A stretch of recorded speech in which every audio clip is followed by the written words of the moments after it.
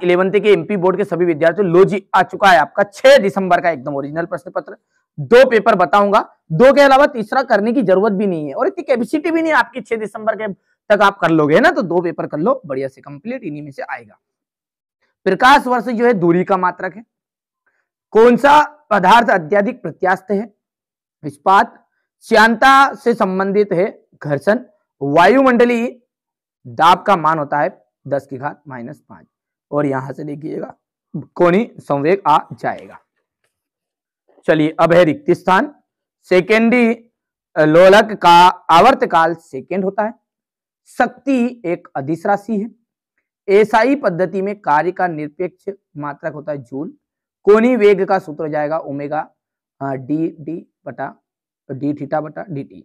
ठीक है, ताप बढ़ाने पर प्रत्यास्थता गुणांक का मान कम होता है। द्रव चालित लिफ्ट पास्कल के सिद्धांत पर आधारित है।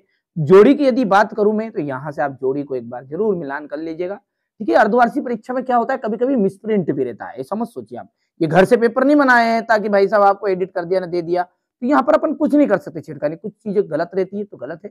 इसमें मेरे को मिसप्रिंट लगी 1-2 जोड़ी, उनको आप देख लेना आपके स्तर से ना। वेग समय ग्राफ में समय अक्ष से घिरा क्षेत्रफल किस राशि को व्यक्त करता है? वस्तु का विस्थापन।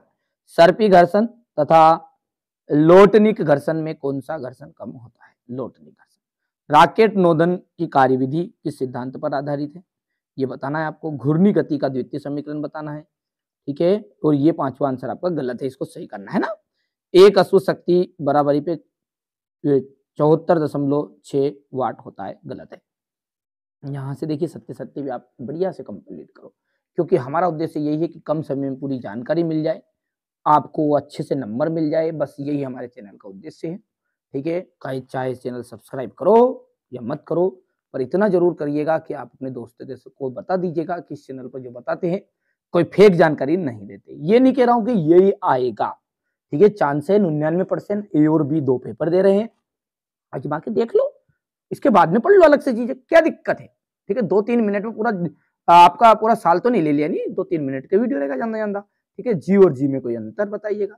ठीक है, जमे तो आप कर लो, याद नहीं, कोई दिक्कत ही नहीं। गुरुत्वाकर्षण का सार्वत्रिक नियम है। तापीय प्रसार क्या है? चार्ल्स का नियम बताना है आपको। सरल आवर्त गति का विस्थापन समीकरण। कोणीय आवृत्ति तथा आवर्त काल में संबंध बताइएगा। तरंगों के अध्यारोपण का सिद्धांत लिखिए। अप्रागामी तरंग किसे कहते हैं? कोणीय संवेग संरक्षण का नियम आपको बताना है। बर्नौली सिद्धांत लिखिए, स्पष्ट कीजिए। इसके बाद में यदि हम बात करें तो मूल मात्रक तथा व्युत्पन्न मात्रक में अंतर। बल युग्म किसे कहते हैं? कोणीय संवेग और बल आघूर्ण में संबंध स्थापित करिए। आयतन गुणांक का व्यंजक। ठीक है, बर्नौली का सिद्धांत लिखिए, स्पष्ट कीजिए। ये क्वेश्चन नंबर 17 आपका। अनुदैर्ध्य और अनुप्रस्थ तरंग में अंतर आपको बताना है। वृत्तीय गति किसे कहते हैं? ठीक है, सरल लोलक किसे कहते हैं? इसके आवर्तकाल के लिए व्यंजक ज्ञात करना है और ये क्वेश्चन नंबर 20 है आपका। ठीक है, आप तो अच्छे से तैयारी कर लो, मेहनत कर लो, क्योंकि आप मैं नहीं चाहता हूं कि आप किसी के भरोसे रहे। अर्धवार्षिक परीक्षा तो ठीक है, वार्षिक परीक्षा में कोई पेपर आपको ढूंढने की जरूरत ना लगे, इसलिए आप चैनल पर पहले से मैं 5 पेपर आपको इंपोर्टेंट पेपर दूंगा, रियल पेपर नहीं, इंपोर्टेंट, उनको कर लेना कंप्लीट। जैसे अर्धवार्षिक परीक्षा खत्म होगी वो डाल दिए जाएंगे। तो सेट ए भी डाल दिया है और सेट बी भी डाल दिया अर्धवार्षिक का, नहीं देखा तो डिस्क्रिप्शन में लिंक मिल जाएगी, देख